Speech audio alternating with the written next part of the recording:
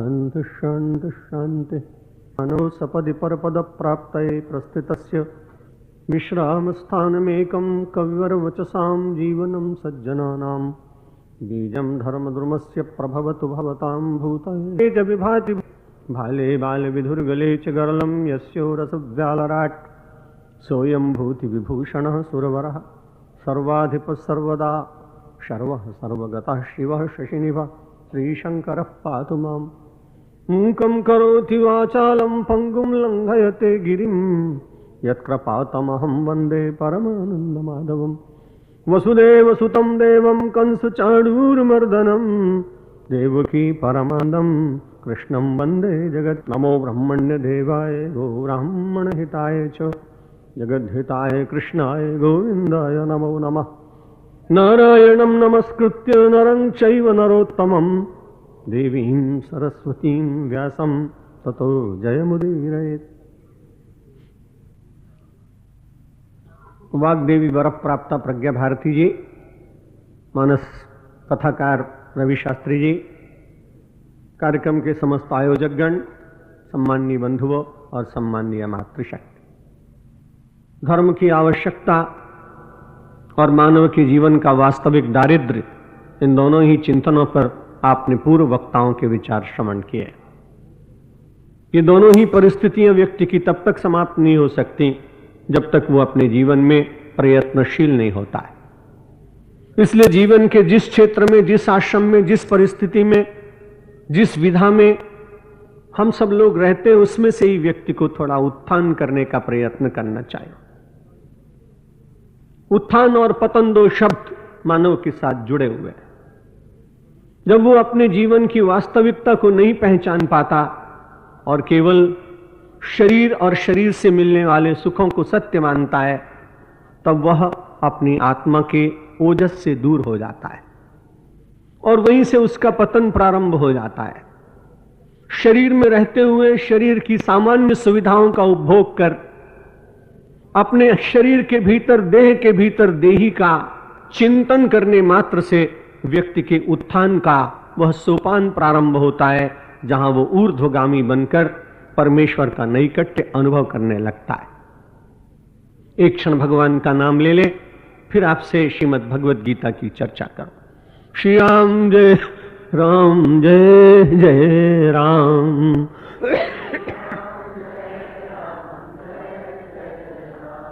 श्री राम जय राम, जय जय राम।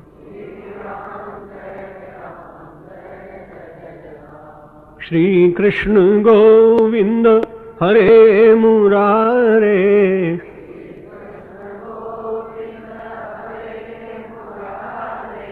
हे नाथ नारायण वासुदेव।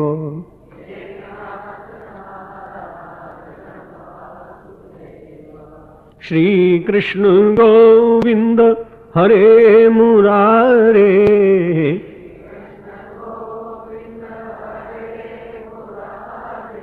हे नाथ नारायण वासुदेव।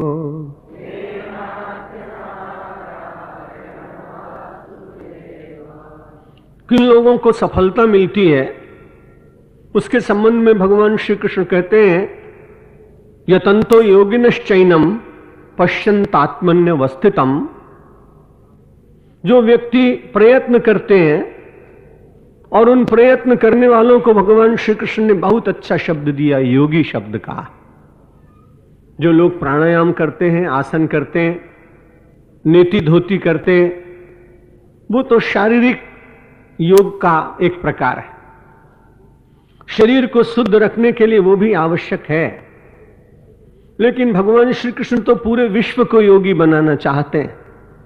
संसार का नियम ऐसा है, अच्छे लोग जिस वस्तु में आनंद प्राप्त करते हैं, उस आनंद का वितरण वे संसार के प्रत्येक व्यक्ति के लिए करना चाहते हैं। भगवान जानते हैं कि योगी जब कोई बन जाता है तो उसे संसार कष्ट नहीं देता है।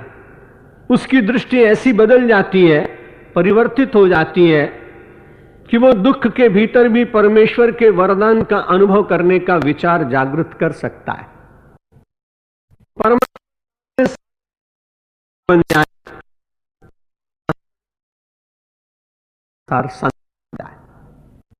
यदि ऐसा न होता तो किसी कवि ने ये बात क्यों कही होती कि पारस में और संत में बड़ो अंतरो जान, पारस तो सोनो करे संत तो आप समान। पारस में और संत में बड़ा अंतर है। पारस के स्पर्श से लोहा सोना हो जाता है। अभी तक किसी को मिला नहीं है, यह बड़ी अच्छी बात है कि अगर मिल जाए तो जिस आदमी के पास हो उसके पीछे पूरा समाज पड़ जाएगा। इसलिए हम सब लोग साहित्यिक चर्चाएं सुनते हैं कि पारस से स्वर्ण बन जाता है, यह भी सुनते हैं कि हंस दूध और पानी को अलग कर देता है। जरूर करता होगा, लेकिन न हमें मिला है, न आपको मिला है, और न पूरे संसार में अभी कोई अधिकार पूर्वक ये कहता हो कि मेरे पास पारस है। ऐसा मिलता नहीं, इतिहास में रहा होगा। लेकिन संत कवियों ने कहा कि पारस में और संत में बड़ो अंतर हो जान। पारस यदि किसी को स्पर्श करेगा तो लोहे को सोना बनाएगा, पर पारस किसी को पारस नहीं बनाएगा। पर देवर्षि नारद ने जब लोहे रूपी रत्नाकर का स्पर्श किया तो उन्हें इस बात की चिंता नहीं हुई कि ये मेरी पंक्ति में आकर बैठ जाएगा। राजनीति में लोग बहुत ध्यान रखते हैं कि अपने से आगे कोई ना निकल जाए, और अगर कभी ऐसा लगे तो अपने ही किसी मित्र का चरित्र हनन कराने के लिए अपने ही कुछ लोगों को तैयार कर देता है। पर धार्मिक क्षेत्र में आप देखें कि देवर्षि नारद रत्नाकर नाम के लुटेरे व्यक्ति को ये कहते हैं तुम्हारा जीवन बहुत व्यर्थ जा रहा है, इसे सार्थक कर लो। सार्थक करने के लिए मुझे क्या करना चाहिए? देवर्षि ने कहा प्रभु का नाम स्मरण करो। नाम तो मेरे मुंह से निकलता नहीं है क्योंकि मैंने मारने का धंधा किया है। तो उन्होंने कहा मरा मरा करो। मरा मरा करते करते राम राम हो गया, ये सभी लोग जानते हैं। लेकिन देवर्षि को इस बात की जानकारी है कि इस व्यक्ति के अंतर की प्रकट होने वाली संभावनाएं इसको भी ऋषि की कोच में बिठा देंगे। देवर्षि को इस बात की बिल्कुल चिंता नहीं है कि यदि मेरे साथ कल समान आसन पर बैठ जाएगा तो इसमें मेरी कोई क्षति होगी या मेरा गौरव भंग होगा। ऐसा ऋषि विचार नहीं करते, और उनकी कृपा से एक मार्गदर्शन मिल जाने के बाद वो व्यक्ति संसार का पहला संस्कृत काव्य का आदि कवि बन जाता है। पारस में और संत में बड़ो अंतर हो जान, पारस तो सोनो करे तो संत तो आप समान। कैसे कितने ही ऐसे महापुरुषों ने अनेक लोगों को अपनी समान कोटि में बिठाया, लेकिन उन संतों को कभी उनसे कोई असूया नहीं हुई, उनसे कोई ईर्ष्या नहीं हुई। आज योगेश्वर भगवान श्री कृष्ण के मन में विचार जागा। लोग मुझे योगेश्वर कहते हैं। दो ही लोगों को योगेश्वर कहा जाता है, एक भगवान शंकर को और एक भगवान श्री कृष्ण को। भगवान शंकर निवृत्ति में विराजमान होकर योगेश्वर है, और भगवान श्री कृष्ण प्रवृत्ति में विराजमान होकर योगेश्वर। कैलाश की एकांत गुफा में, मानसरोवर के रम्य वातावरण में, हिमालय के शीतमय जलवायु में वे समाधि में बैठकर जगत का विस्मरण कर देते हैं। और भगवान श्री कृष्ण अपने बाल्यकाल से ही राक्षसों का वध करते हुए योगेश्वर सिद्ध होते हैं। कभी पूतना का संहार, कभी अघासुर का संहार, कभी बकासुर का संहार। अनेक राक्षसों का वध करने के बाद भी स्वाभाविक है जब कोई व्यक्ति किसी का वध करता है उस समय उसकी वृत्ति अत्यंत क्रोध से, आक्रोश से परिपूर्ण होती है। पर भगवान श्री कृष्ण की यह जीवन की विचित्र लीला दिखाई पड़ती है कि अघासुर और बकासुर और पूतना का वध करने के बाद भी भगवान श्री कृष्ण के जीवन में कहीं भी एक भी अमर्ष की, मन्यु की, क्रोध की रेखा दिखाई नहीं पड़ती। कर्तव्य की दृष्टि से जब कोई मानव किसी अन्याय का सामना करता है तो उस अन्याय को समाप्त कर देने के बाद उसके मन में किसी प्रकार की कोई रेखा शेष नहीं बचती। और इसीलिए भगवान श्री कृष्ण योगेश्वर, उनके मन में विचार आया मुझे सारे संसार को योगी बनाना चाहिए। यतंतो योगिनश्चैनम, संसार में प्रयत्न करता हुआ योगी, साधक, मुमुक्षु, परमात्मा के मार्ग पर चलने वाला व्यक्ति पश्यन् आत्मन्यवस्थितम, उस परमात्मा को आत्मनि एव, अपने भीतर ही और सारे विश्व में सर्वत्र उसे देखने का प्रयत्न करता है। लेकिन बड़ी कठिनाई है, उस परमात्मा को वो लोग नहीं देख पाते। कौन नहीं देख पाते? भगवान श्री कृष्ण ने कहा कि प्रयत्न करने के बाद भी जो अकृतात्मा है, बद्ध जीव है, जिसे अभी जागरण नहीं मिला है, जिसकी अंतःकरण की शुद्धि नहीं हुई है, पश्यन्त्य चेतसा, वे लोग उसको देख नहीं पाते हैं। यहां विचार करने की बात यह है कि जो अपनी आत्मा में और जो योगी है और जो कृतात्मा है, वह परमात्मा का दर्शन कर सकता है। अर्थ इसका यह हुआ कि धीरे धीरे उस परमात्मा को परिधि से दूर ले जाकर उसकी परिच्छिन्नता को समाप्त करके और मन में व्याकुलता जगनी चाहिए। जब तक व्यक्ति के मन में व्याकुलता नहीं है, तब तक वो कुछ भी प्राप्त नहीं कर सकता है। बाहर तो वो प्राप्त कर ही नहीं सकता, अपने अंतर में भी उसे प्राप्त नहीं कर सकता है। आपने सभी महापुरुषों, विद्वानों और वक्ताओं के द्वारा श्रवण किया है कि संसार में सर्वाधिक निकट केवल परमात्मा ही। जितने संबंधी है वे कुछ न कुछ दूरी पर रहते हैं। उन्हें आप बहुत निकट रखने का प्रयत्न करें तो भी वे वह निकटता बहुत क्षणिक होती है। लेकिन जिसे आप पूरी तरह से स्वीकार न भी करते हो, वो परमात्मा इतना निकट है कि वो कभी आपसे दूर होता ही नहीं। जैसा अभी आपने सुना था प्रज्ञा भारती जी के द्वारा कि वह श्वान बड़ा सजग है, क्योंकि अपने मालिक के सो जाने पर वो जगता है। मानव बड़ा ही प्रमादी है कि परमात्मा जब वो सो जाता है तभी परमात्मा उसका रक्षण करता है। श्वान वहां मालिक का रक्षण करता है, यहां मालिक जीव का रक्षण करता है। हम और आप जब सो जाते हैं तो कौन रक्षण करता है? व्यक्ति कोई अपने कर्तृत्व का अभिमानी ये कह सकता है कि श्वासें मैं चलाता हूं, लेकिन जब आप प्रगाढ़ प्रसुप्ति में होते हैं, जब आप सुषुप्ति में होते हैं, तब आपके श्वासों का संचालन कौन करता है? वह योगी, वह परमात्मा से जुड़ने का इच्छुक व्यक्ति, प्रयत्न करने वाला, यतन्तः। लेकिन प्रयत्न कैसा हो कि उसमें व्याकुलता हो। श्रीमद् भागवत में वर्णन आता है, अजात पक्षा इवर मातरम खगा स्तन्यम यथा वत्सतरा क्षुधार्ता प्रियम प्रिये विषुतम विषुन्ना मनोरनिंदाक्षते त्वाम। कहा भगवान मैं आपको ऐसे चाहूं जैसे सवेरे कोई पक्षी उड़ गया और अपने छोटे छोटे दो छोटे पक्षियों को नीड़ में छोड़ गया, अपने घोंसले में अपनी माला में रखकर चला गया। वो छोटे छोटे दो पक्षी बार बार चिंतन करते हैं कि मेरी मां कब लौट कर आएगी, मेरे लिए दाने लेके आएगी। अजात पक्षा इव मातरम खगा। जैसे पक्षी जिनके पंख नहीं है, ऐसे छोटे पक्षी व्याकुल होते हैं कि सायंकाल मेरी मां पक्षी आएगी और मेरे लिए दाने लाएगी। और जैसे छोटा सा बछड़ा अपनी गाय के लिए व्याकुल होता है। आपने कभी देखा होगा, गाय पाली होगी, जैसे ही आप उसको खूंटे में से खोलेंगे, वो इतना उछलता कूदता अपनी मां के पास, गाय के पास जाता है कि उसे अपने मां के मिलन की व्याकुलता कितनी है। वो कितनी जल्दी पहुंच करके मातृ स्तनों का पान कर उसमें से वात्सल्य निचोड़ना चाहता है। ये आपने कई बार प्राकृत जगत में देखा होगा।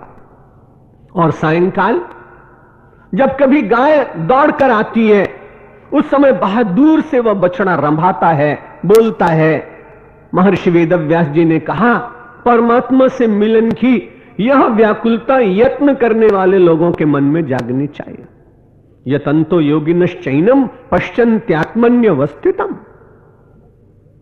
वो जो अपने भीतर उस परमात्मा का दर्शन करना चाहते हैं, ऐसी व्याकुलता उनके भीतर जगनी चाहिए।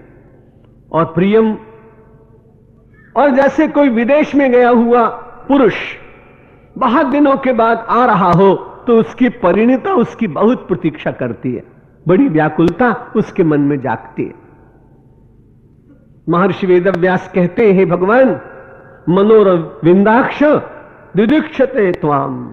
ठीक इसी प्रकार से मैं आपका दर्शन करूं, जैसे बिना पंखों के छोटा सा विहग, जैसे गाय का छोटा सा बछड़ा, जैसे विरहिणी पत्नी अपने पति की प्रतीक्षा में व्याकुल होती है, वैसी ही प्रतीक्षा, वैसी ही व्याकुलता परमेश्वर मेरे मन में प्रयत्न करते हुए जागे।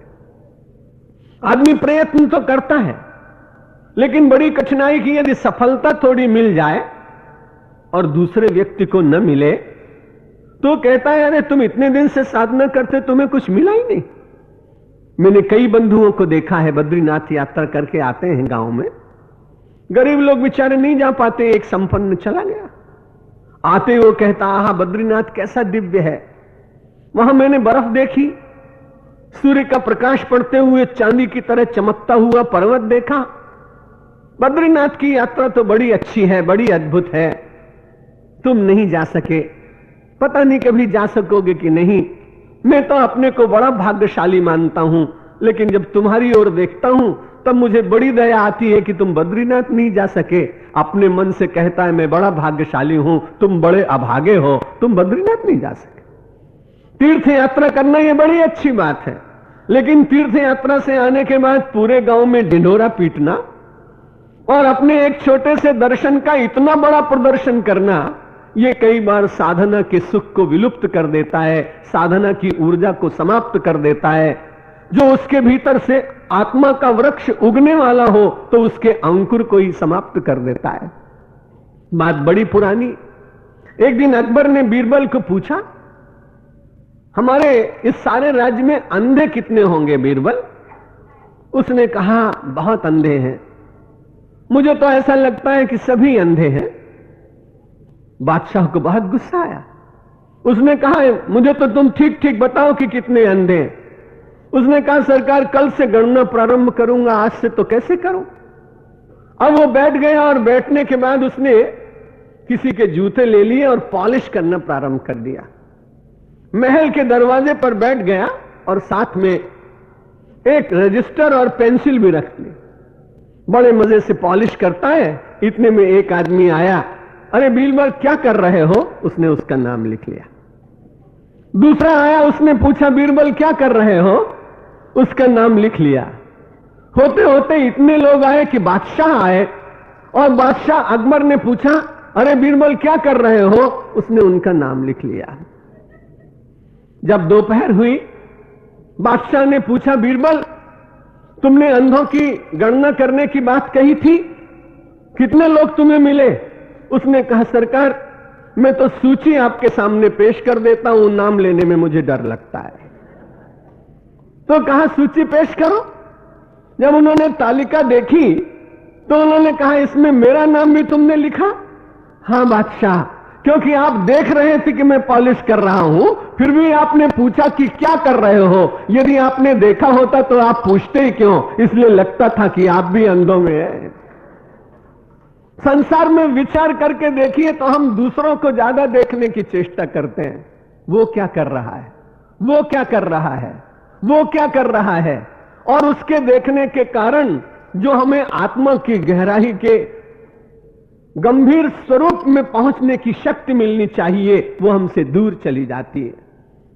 यतंतो योगिनश्चैनम, जो प्रयत्न करता है पश्यन्त्यात्मन्यवस्थितम, वो अपने अंतर में ही उस परमात्मा का दर्शन करने लगता है। लेकिन जो अकृतात्मा है वो अपने चित्त में उनका दर्शन नहीं कर सकता है। एक ऐसी ही छोटी सी घटना रामकृष्ण देव के समय में भी घटी थी। व्यक्ति को परमात्मा से मिलन की कितनी उत्कंठा होनी चाहिए, उसका माप उससे ज्ञात होता है। व्यक्ति पहुंचा, ठाकुर से कहा, महाराज भगवान के दर्शन कराओ। उन्होंने कहा, तुमने सुना है देवो भूत्वा देवम यजेत, देवता बनकर देवता का दर्शन करना चाहिए। चलो पहले गंगा स्नान कर लो, और गंगा स्नान करने से थोड़ी पवित्रता मिल जाएगी और थोड़ा मैं तुम्हारा सहयोग करूंगा तुम्हें भगवत दर्शन हो जाएगा। बड़ा प्रसन्न हुआ। बाबा स्नान कराने ले गए। जैसे उसने गोता लगाया, रामकृष्ण देव ने पूरी शक्ति के साथ उसको पानी में दबा दिया। एक दो क्षण बीते थे कि वो व्याकुल होकर बाहर निकला और निकलकर रामकृष्ण देव के सामने ऐसे खड़ा हो गया जैसे कोई एक पहलवान दूसरे पहलवान के सामने खड़ा हो जाता है। उसने कहा, वारे महाराज, हमने तो सुना था कि संत बड़े दयालु होते हैं, यही आपकी दया? पानी में मैंने गोता लगाया और आपने मुझे ऊपर से दबा दिया। यही मुक्ति दिलाने का रास्ता है क्या? क्या आप लोगों को इसी प्रकार की मुक्ति दिलाते हैं? रामकृष्ण देव ने कहा, नहीं, मैं तुमसे एक प्रश्न करता हूं। जब मैंने तुमको पानी में दबा दिया तब तुम्हें कुछ हो रहा था क्या? अरे ये भी कोई पूछने की बात है। क्या हो रहा था? व्याकुल हो रहा था कि कब पानी से मैं बाहर निकलूं। रामकृष्ण देव ने कहा, जैसे पानी में डूबने के बाद निकलने के लिए छटपटाहट हो रही थी, ऐसे ही योग के लिए प्रयत्न करते करते संसार के पदार्थों से निकलने की जिस दिन छटपटाहट जागेगी, उस दिन मुझे नहीं आना पड़ेगा, तुम अपनी आत्मा में ही भगवान का दर्शन कर लो। भगवान ने कहा, अकृतात्मा मत बनो, कृतात्मा बनो। जो अकृतात्मा होता है अशुद्ध अंतःकरण का होता है। अशुद्ध हम सब लोग हैं। परिवेश चारों ओर का ऐसा है, हम और आप करेंगे क्या? लेकिन व्यक्ति बड़ा सावधान है, अपने परिवार को स्वच्छ रखता है, अपने को स्वच्छ रखता है, अपने भवन को स्वच्छ रखता है। जैसे सब जगह की स्वच्छता आवश्यक है, वैसे ही मानव को अपने अंतःकरण की शुद्धि भी करना चाहिए।